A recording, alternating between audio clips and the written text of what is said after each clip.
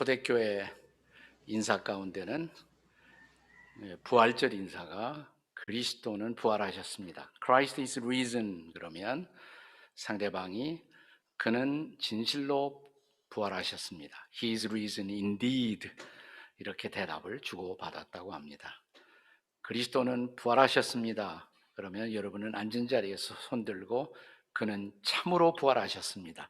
이렇게 한번 대답해 보시죠. 그리스도는 부활하셨습니다. 그리스도는 그는 부활하셨습니다. 참으로 부활하셨습니다. 아멘. 아멘. 예, 어제 한국에서는 온종일 비가 내렸습니다. 간밤에도 약간의 비가 내렸습니다만은 오늘 부활절 아침에 보니까 깨끗해요. 지금 아주 밝은 날이 이렇게 밝아오고 있습니다. 이 부활절 아침에 필리핀과 열방에서 사역하는 우리 선교사님들 함께 이렇게 온라인으로 만나서 부활의 말씀을 나누게 된 것을 진심으로 기쁘게 생각합니다. 여러분 정말 반갑습니다. 반갑습니다. 오늘 함께 나눌 말씀의 제목은 부활의 증인 요나 선교사. 저는 부활절날 이런 설교를 하는 것은 제가 처음입니다. 우리 말씀의 대상이 우리 선교사님들이기 때문에 이 부활절에 합당한 말씀이 뭔가 기도하고 묵상하다가 요나서를 제가 선택했습니다. 아니, 부활절과 요나가 도대체 무슨 상관이 있기에 아마 이런 질문을 하시는 분들이 있을 것입니다. 우리가 마태복음 16장에 보시면요, 바리새인들이 어느 날 예수님 앞에 나와서 질문을 하죠. 당신이 메시아라는 표적을 보여주십시오. 당신이 메시아라는 표적이 도대체 무엇이겠습니까? 그때 우리는 예수님의 대답을 기억합니다. 요나의 표적 외에는 내가 보여줄 표적이 없다. 도대체 요나의 표적이 무엇이겠습니까? 우리가 잘 아는 대로 우리가 요나서 1장의 마지막 부분에 보시면 요나가 큰 물고기에게 삼켜서 그 물고기 뱃속으로 들어갑니다. 요나서 2장 2절에 보시면 요나는 물고기 뱃속의 체험을 가리켜서 스올의 체험이다 이렇게 말하고 있습니다. 스올은 무덤 혹은 사망으로 번역되지 않습니까? 내가 스올의 뱃속에서 부르짖고 있다. 죽음의 뱃속에서 내가 부르짖고 있다. 사망에서 무덤에서 부르짖고 있다. 이런 고백을 요나가 하지 않습니까? 요나서 2장의 마지막 부분에 보시면 큰 물고기가 요나를 육지로 토해냅니다. 그는 살아나옵니다.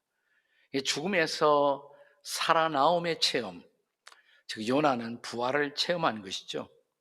그리고 이제 요나서 3장, 오늘의 텍스트 본문인데요. 이 3장에 와서 요나는 다시 한번 두 번째 소명을 하나님 앞에 받습니다. 요나서 3장 1절, 오늘 본문은 이런 말씀으로 시작되죠. 여호와의 말씀이 두 번째로 요나에게 임하니라. The second time, 두 번째로 여호와의 말씀이 요나에게 임했다. 첫 번째 임했던 말씀이 무엇이었습니까? 우리가 요나서 1장을 열면 열리자마자 1장 2절에 하나님이 요나에게 말씀하십니다. 너는 일어나 큰 성읍 니느웨로 가서 그것을 향하여 외치라. 여기 세 가지 중요한 동사가 등장하지 않습니까? 일어나라, 가라, 외쳐라. 일어나라, 가라, 외치라. 우리가 잘 아는 대로 그럼에도 불구하고 요나서 1장에서 요나는 이 말씀을 순종하지 못했습니다. 그러나 물고기 뱃속에 들어갔다 나온 후, 즉 사망을 경험한 이후 다시 살아난 요나, 그에게 이 3장 1절에서 두 번째로 다시 하나님의 말씀이 임한 것입니다. 3장 2절에 보시면요, 일어나 저 큰 성읍 니느웨로 가서 내가 네게 명한 바를 그들에게 선포하라 하신지라. 1장 2절에 주님이 요나에게 주셨던 동일한 말씀이 다시 반복되지 않습니까? 일어나라, 가라, 그리고 외쳐라, 선포하라. 동일한 말씀이 두 번째 선포되고 있는 것을 볼 수가 있습니다. 이것은 일종의 요나를 향한 두 번째 기회죠. 부활한 요나, 다시 산 요나에게 주께서 주시는 두 번째 은혜. 그래서 드디어 그는 이제 니느웨로 갑니다. 그리고 주의 말씀을 선포합니다. 우리가 요나서 3장 오늘 본문 5절, 6절에서 보는 대로 자, 이 말씀을 통해서 니느웨의 백성들, 왕으로부터 시작해서 아주 작은 서민에 이르기까지 남녀노소 물러나고 그들이 모두 하나님을 믿었다고, 그리고 큰 부흥이 일어났다고 성경은 기록하고 있습니다. 사랑하는 여러분, 여러분은 특별히 필리핀을 위해 보냄을 받았고 필리핀에 바로 니느웨에 일어났던 이런 부흥이 일어나기를 소망하며 기도하고 계시지 않습니까? 오늘 이 부활절 아침 이런 필리핀의 부흥이 다시 한번 재현될 수 있기를 주의 이름으로 축복합니다. 아멘. 그러기 위해서 저와 여러분이 보냄받은 선교사로서 나는 지금 어디에 있을까? 나는 지금 어디에 있을까? 제가 오늘 본문을 포함해서 요나서를 전체적으로 한번 스캔하려고 합니다. 오버뷰, 요나서를 전체적으로 보면서 요나서는 넉 장으로 되어 있지 않습니까? 근데 이 넉 장의 4장에 나타난 요나의 얼굴이 각각 달라요. 요나는 4개의 얼굴을 가진 주님의 증인으로 등장하고 있습니다. 그 중에서 선교사님 여러분, 여러분이 동일시할 수 있는, 아이덴티파이 할 수 있는 여러분의 얼굴은 오늘 아침 부활절을 맞이하고 있는 이 아침에 여러분의 얼굴은 어떤 얼굴일까요? 자, 먼저 우리가 1장을 보겠습니다. 1장에 나타난 요나 선교사의 얼굴, 1장에 나타난 그의 얼굴은 어떤 얼굴이었습니까? 제가 1장 3절을 한번 읽겠습니다. 1장을 대표하는 1장의 요절, 키 verse라고 할 수가 있을 것입니다. 1장 3절에 보시면 그러나 요나가 여호와의 얼굴을 피하려고 일어나 다시스로 도망하려 하여 욥바로 내려갔더니 자, 1장에 나타난 요나의 얼굴, 하나님으로부터 도망가는 요나입니다. 하나님의 얼굴을 피하고 도망가고 있는 요나. 혹시 오늘 이 부활의 예배에 참여하고 있지만 하나님의 얼굴을 피하여 도망가고 싶은 그런 유혹을 받고 있는 분들도 혹시 우리 가운데 있을 수가 있지 않습니까? 저도 목회하다가 과거에 치열하게 담임 목회자로 목회를 하고 있을 때 이 딱은 힘든 일이 생기면 도망가고 싶다, 뭐 이런 생각을 얼마나 많이 한지 몰라요. 그래서 저는 요나를 읽을 때마다 요나가 꼭 요나 같구나, 이런 생각을 했던 때가 참 많습니다. 자, 1장의 요나, 하나님으로부터 도망가고 있는 요나. 자, 그런데 그는 왜 도망가려고 합니까? 우리가 1장의 말씀을 묵상하면 그가 도망가고 싶어 했던 이유 몇 가지를 찾아낼 수가 있습니다. 첫째는 자기 자신의 무기력함입니다. 그는 지금 무력함 속에 빠져들어가고 있습니다. 왜요? 자, 주님이 그에게 주신 그 과제가, 선교의 과제가, 미션 타스크가 너무 큰 과제, 너무 큰 과제로 느껴졌기 때문일 것입니다. 아니, 내가 어떻게 니느웨 사람들에게 주님의 심판의 소식을 전할 수가 있을까? 자, 이스라엘보다도 아시리아 제국은 훨씬 더 큰 나라가 아니었습니까? 그리고 예루살렘보다도 니느웨 도성은 훨씬 커다란 도성이었습니다. 내가 거기 가서 어떻게 하나님의 말씀을 선포할 수가 있을까? 한국보다도 훨씬 커다란 나라 필리핀, 1억에 가까운 인구를 가지고 있는 나라, 서울보다도 훨씬 더 커다란 마닐라 도시에 이곳에 가서 내가 어떻게 하나님의 말씀을 선포할 수가 있을까? 이것은 너무 큰 과제로 느껴지는 분들이 아마 계실 것입니다. 자, 두 번째로 요나가 도망가고 싶어 했던 또 하나의 이유, 더 좋은 세상이 있다고 믿은 것입니다. 지금 하나님이 가라오는 니느웨로 가지 않고 우리가 잘 안 대로 요나는 다시스, 정반대에 있던 저 다시스를 향한 여정을 선택합니다. 그것이 더 좋은 것이라고 혹은 더 좋은 세상이라고 믿었던 것입니다. 우리가 에스겔 27장 12절에 보면 다시스에 대한 정보를 얻을 수가 있습니다. 성경은 이렇게 기록합니다. 다시스는 각종 보화가 풍부함으로 훨씬 더 좋은 세상, 다시스, 내가 거기 가서 엔조이 할 수가 있는데, 내가 고생할 필요가 없는데 내가 왜 니느웨에 가서 내 인생을 소모해야 한단 말인가?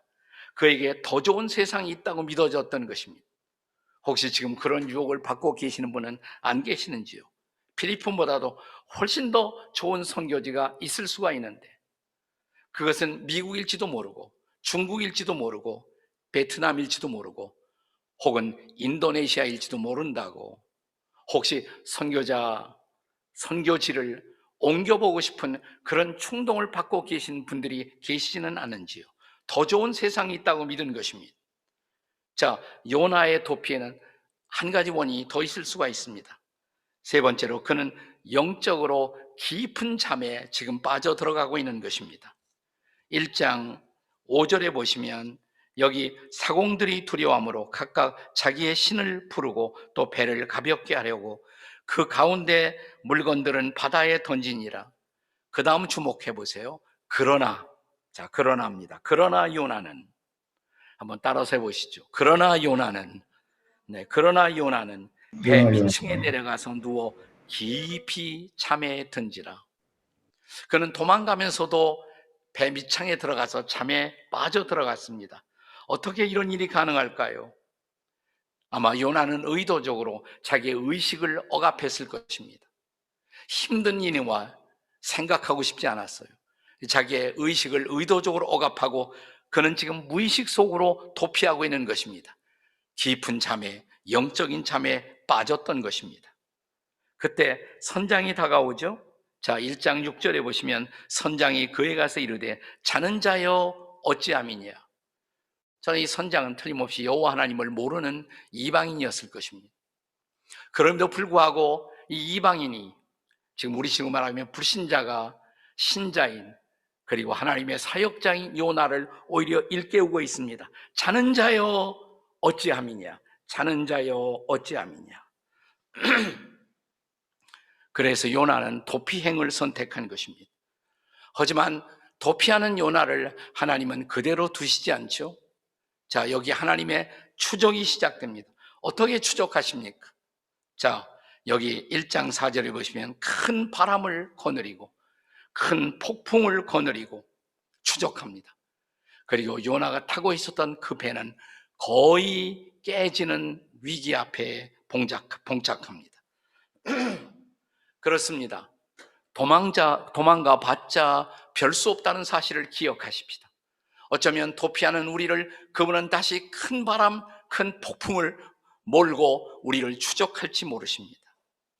드디어 1장 마지막 부분에 보시면 여호와께서 준비하신 큰 물고기가 그를 삼킵니다.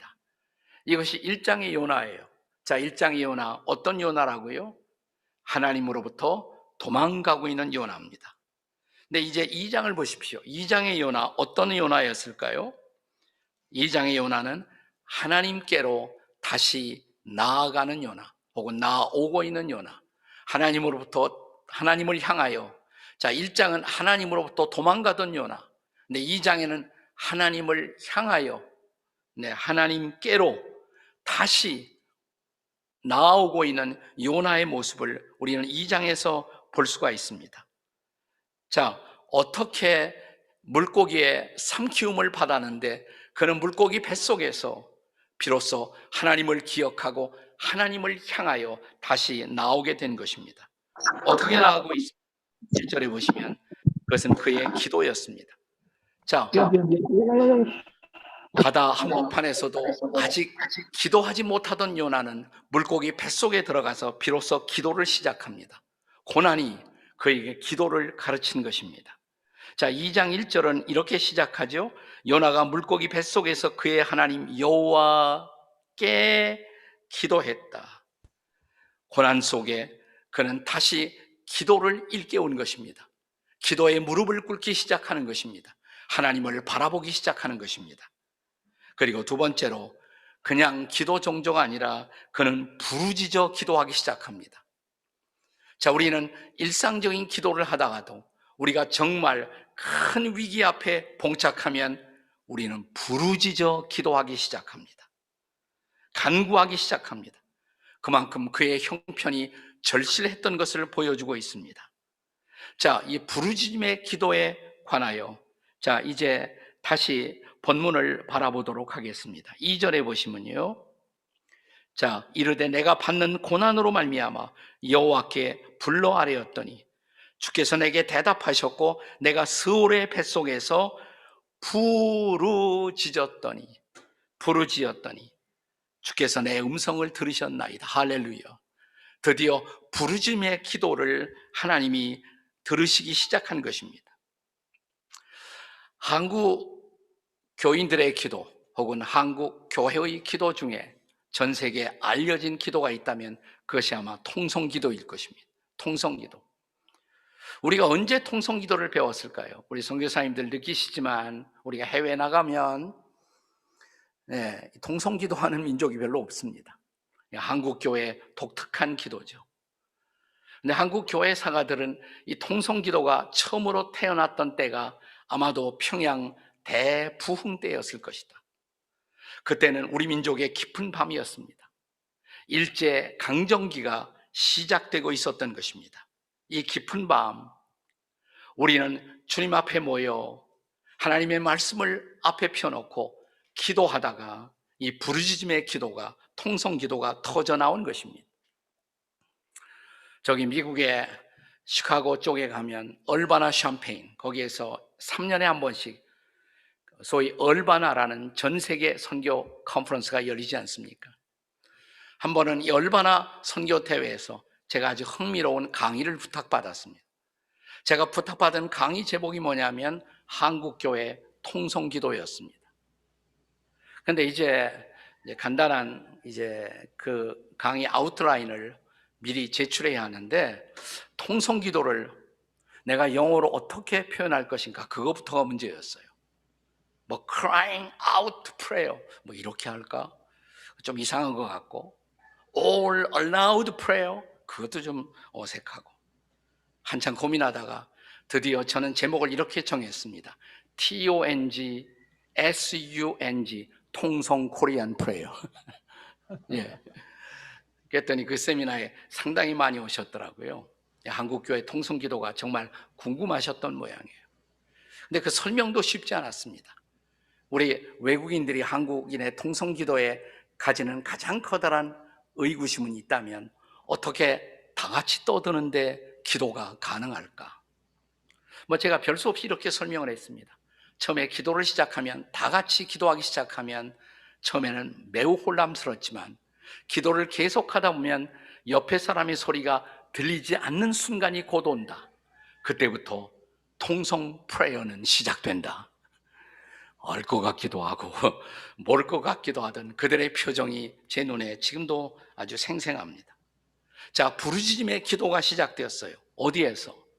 이 스올의 뱃속에서, 이 죽음 같은 물고기의 그 뱃속에서 비로소 부르짖음의 기도가 탄생합니다.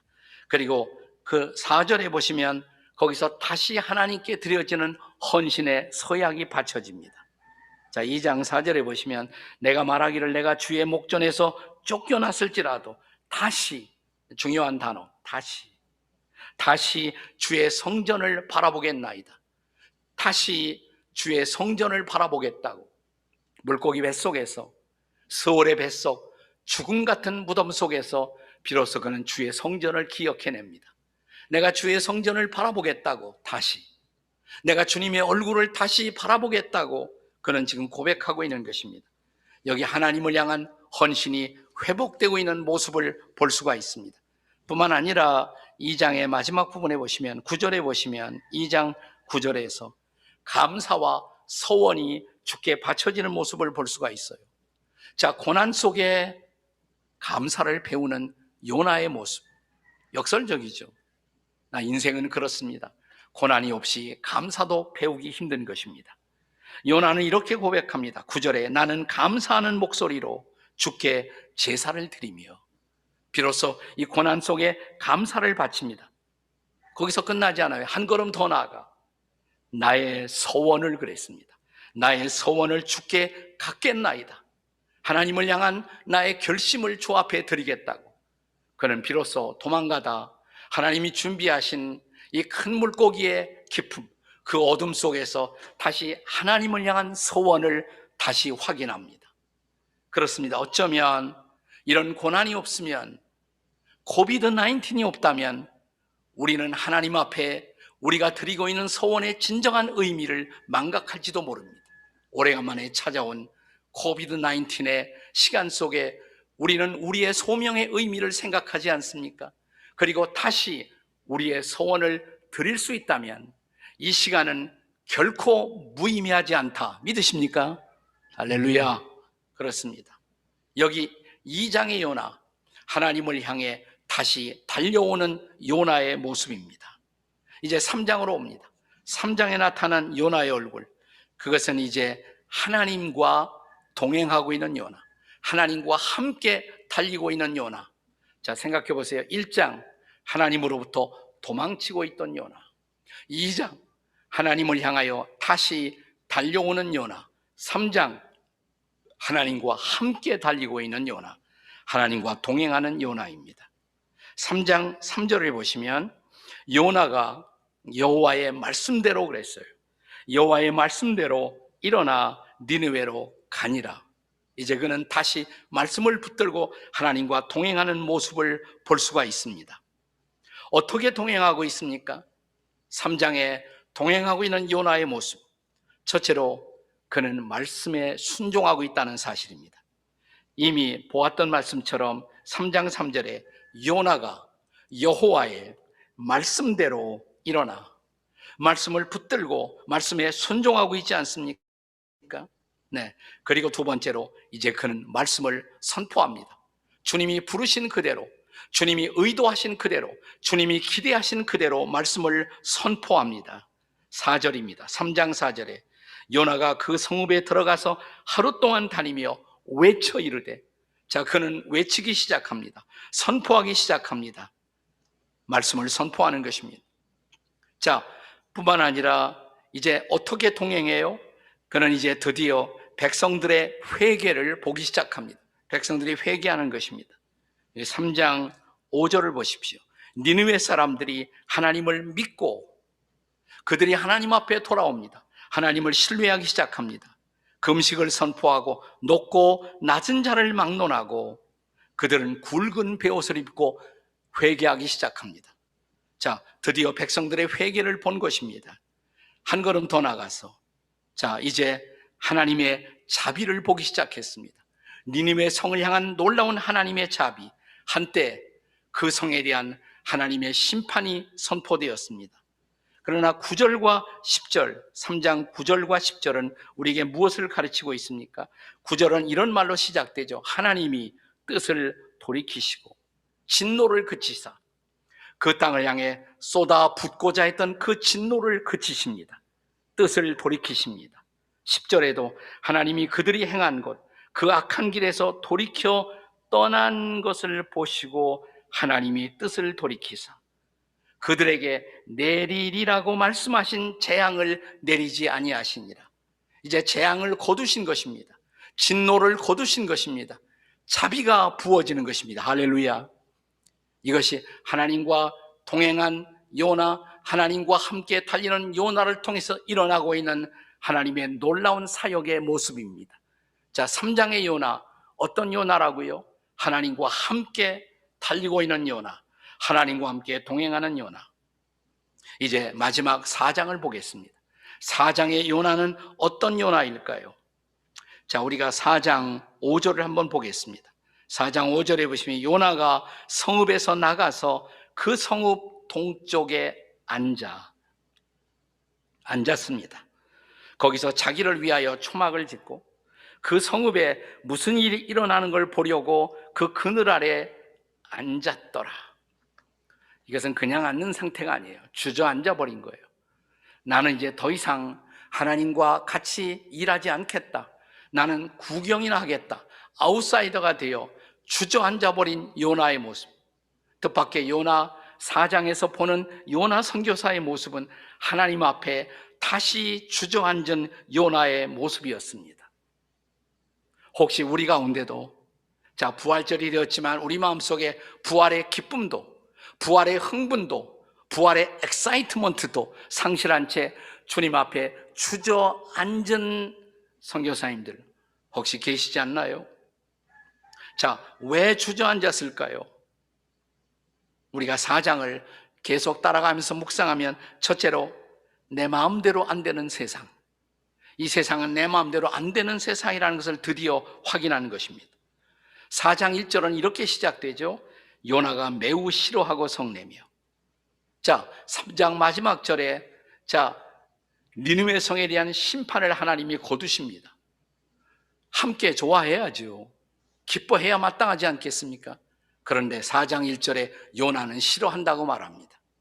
이런 요나의 심리를 저는 가장 잘 이해할 수 있는 사람이 우리 한국인들이라고 생각해요. 예컨대 한국인과 아주 끊임없는 역사적 갈등 관계에 있던 일본을 생각해 보십시오. 우리가 일본에 많은 선교사님들을 또한 보냈습니다. 열심히 선교사님들이 사역하십니다. 그래서 드디어 일본에 부흥이 일어났다고 가정해 보십시다. 하나님은 한국 교회 못지않게 일본 교회를 쓰십니다. 우리가 좋아할까요? 별로 좋아하지 않을 것 같아요. 네, 이게 바로 우리의 심리죠. 우리의 심리예요.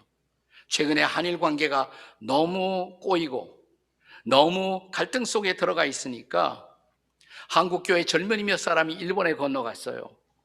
그리고 우리는 일본을 사랑한다고, 그리고 일본의 거리에서 또 교회를 방문해서 외치고 고백했습니다.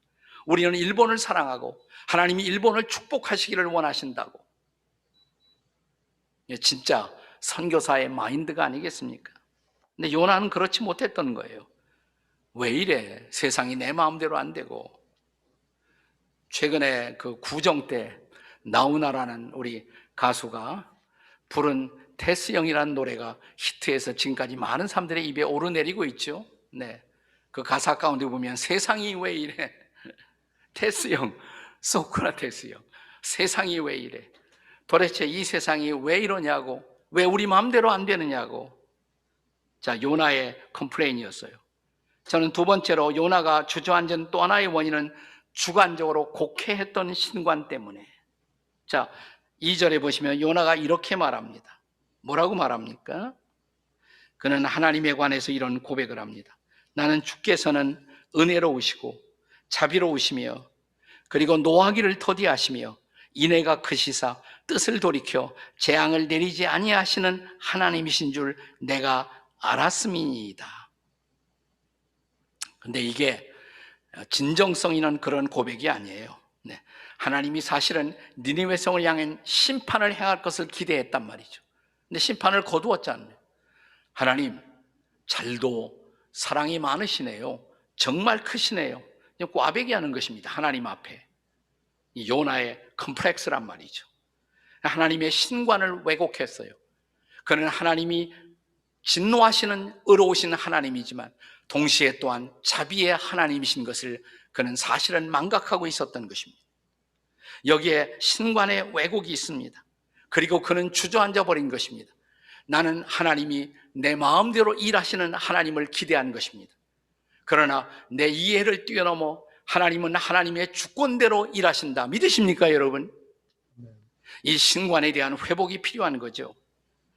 지금 요나가 주저앉은 또 하나의 원인이 있다면 세 번째 원인, 저는 이것을 소확행으로 망각한 사명, 이렇게 말하고 싶어요. 소확행으로 망각한 사명.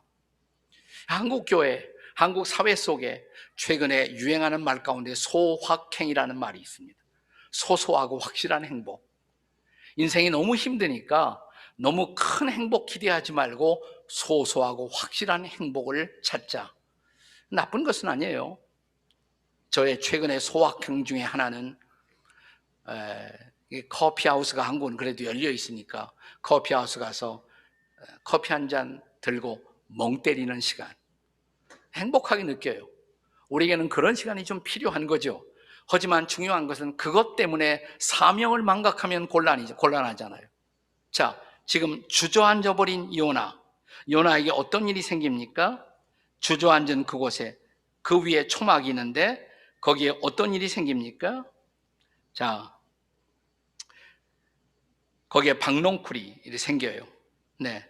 자, 6절에 보시면 하나님 여호와께서 박농쿨을 예비하사 요나를 가리게 하셨으니 이는 그의 머리를 위하여 그늘이 지게 하며 그의 괴로움을 면하게 하려 하심이었더라. 요나가 박농쿨로 말미암아 크게 기뻐하였다. 요나가 뭘 기뻐합니까? 박농쿨 그늘을 기뻐해요. 그것이 최고의 기쁨이었어요. 그의 소확행이었던 것입니다. 네. 그런데 잠시 후에 하나님이 그 박농쿨 그늘을 없애지요. 7절에 벌레를 예비하사 박농쿨을 갉아 먹었습니다. 네, 요나가 뿔이 나기 시작합니다. 열받았어요. 네, 그래서 하는 말 8절에 보시면 해가 뜰 때 하나님이 뜨거운 동풍을 예비하셨고 해는 요나의 머리에 쪼임에 요나가 혼미하여 스스로 죽기를 구하여 이르되 사는 것보다 죽는 것이 내게 낫습니다. 차라리 나를 죽이세요. 내 생명 가져가세요. 이게 요나 컴플렉스라는 말이 여기서부터 나온 것입니다. 네, 그는 이제 사명을 망각하고 있는 것이에요. 자, 이런 요나에게 다시 그 사명을 일깨우기 위해서 하나님이 마지막으로 주셨던 메시지, 요나서 4장 9절이야 특별히 10절과 11절의 말씀. 요나가 다시 한번 하나님의 시각을 회복하도록 하나님의 전망을 God's perspective, 하나님의 전망을 회복하도록 말씀하시지 않습니까? 자, 10절, 11절의 말씀, 요나서의 마지막 두 구절을 읽어보세요. 여호와께서 이르시되 네가 수고도 아니하였고 재배도 아니하였고 하룻밤에 났다가 하룻밤에 말라버린 이 박농쿨을 아꼈거든. 네가 박농쿨 기뻐하고 그것이 그늘을 제공한다고 그렇게 좋아했지. 네가 박농쿨도 아끼는데 하물며 이 큰 성읍 니느웨에는 좌우를 분변치 못하는 자가 12만 명이고 가축도 많이 있나니 내가 어찌 아끼지 아니하겠느냐. 성경학자들 가운데는 좌우를 분변치 못하는 12만 명, 이것을 어린아이들만 카운트한 것이다 이렇게 생각하는 분들도 있습니다. 좌우를 아직 알지 못하는 12만 명, 가축도 많이 있고 가축도 아끼시는 하나님. 좀 웃기는 얘기라고 제가 드리고 싶습니다만은 최근에 한국에서 만약 자기 집에 화재가 난다면 무엇을 먼저 가지고 나오겠느냐, 이런 질문이 주어진 적이 있어요. 한 사람이 이런 대답을 하더라고요. 우리 집에 불이 난다면 자기는 제일 먼저 자기 집에 있는 자기 애완용 동물 데리고 나오겠다고. 네, 그만큼 요즘 애완용의 지위가 한국에서 격상되었습니다. 반려견이라고 그래요. 반려견 요즘은. 네. 하나님이 저는 가축도 아낀다고 생각해요.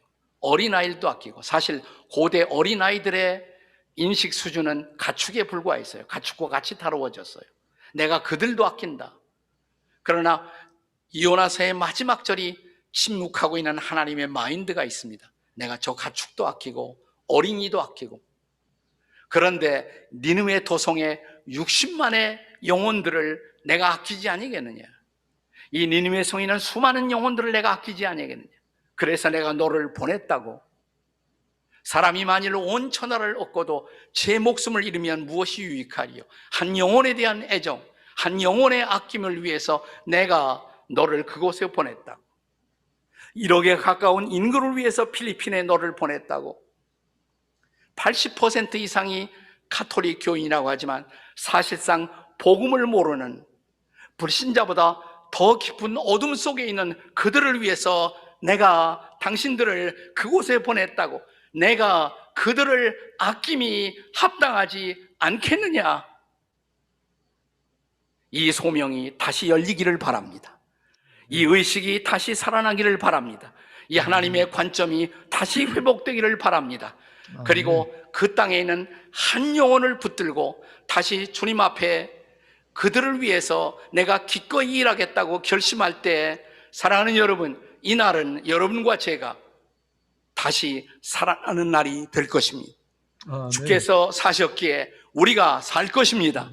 아멘. 주께서 일어나셨기에 우리가 일어날 것입니다. 아멘. 우리는 다시 입을 열 것입니다. 성령이 함께 할 것입니다.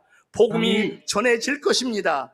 그리고 아멘. 부활의 위대한 역사들이 일어날 것입니다.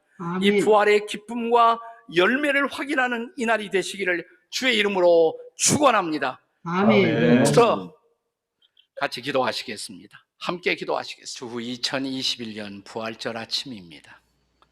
코로나의 고통이 계속되고 있는 가운데 부활의 아침을 맞습니다.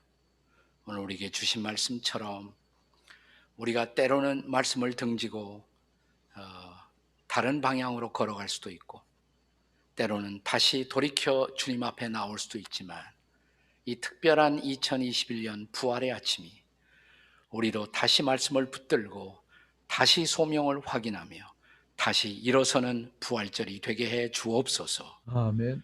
필리핀에서 사역하는 당신의 귀한 종들, 또 열방 가운데 흩어져 말씀을 붙들고 사역하는 가운데 어떤 분들은 고난과 아픔 속에 있지만 다시 주시는 거룩한 능력으로 주의 지상 명령을 순종하는 한 해가 될 수 있도록 우리 모두를 도우시기를 우리 주 예수 그리스도의 은혜와 하늘 아버지의 사랑과 성령님의 함께하심과 우리를 인도하심이 우리의 사역 현장들 가운데 하나님의 나라가 임하는 거룩한 한 해가 될 수 있도록 도우시기를 간절히 축원하옵나이다.